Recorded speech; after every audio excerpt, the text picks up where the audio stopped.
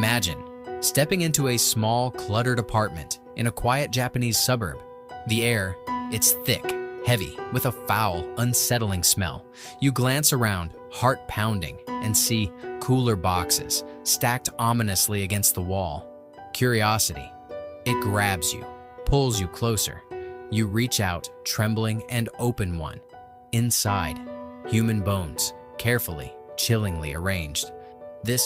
This was the horrifying reality for police in Zama, Japan in October 2017.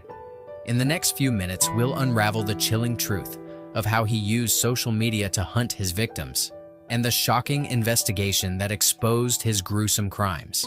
This is the story of Takahiro Shiraishi, aka the Twitter Killer.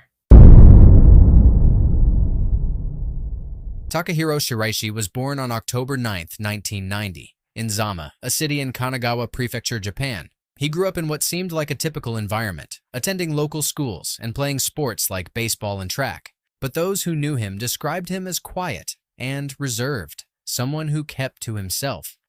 After high school, he moved to Tokyo and took a job as a scout in Kabukicho, the city's red light district. There, he recruited women for the sex industry, earning a reputation as unsettling among those he worked with.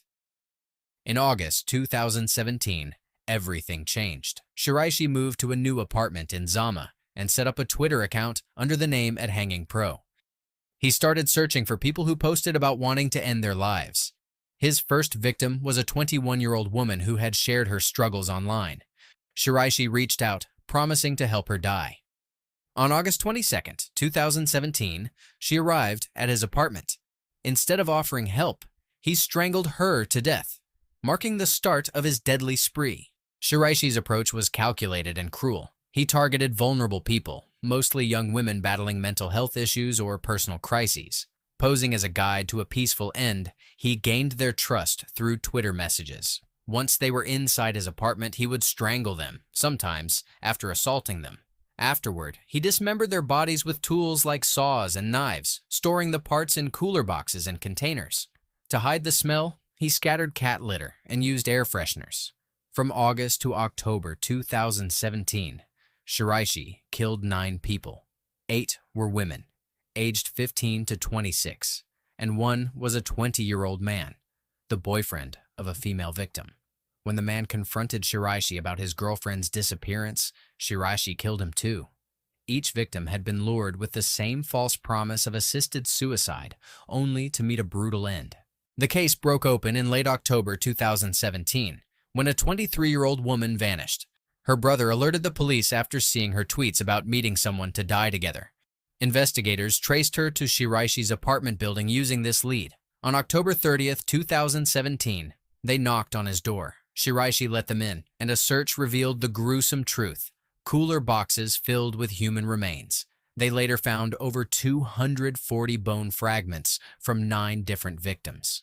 Shiraishi was arrested immediately. In custody, he confessed to all 9 murders, insisting the victims had wanted to die. But prosecutors argued he exploited their pain for his own purposes and his actions were deliberate. His trial began in September 2020. On December 15, 2020, a judge sentenced him to death by hanging, calling his crimes extremely heinous and highlighting their devastating impact. On June 27, 2025, Takahiro Shiraishi was executed at age 34. His death closed a case that stunned Japan, sparking debates about mental health, social media's dangers, and the death penalty. Some saw his execution as justice served. Others wondered if it addressed the deeper issues at play. Shiraishi's story remains a haunting warning of how vulnerability can be preyed upon and a call to better support those in need.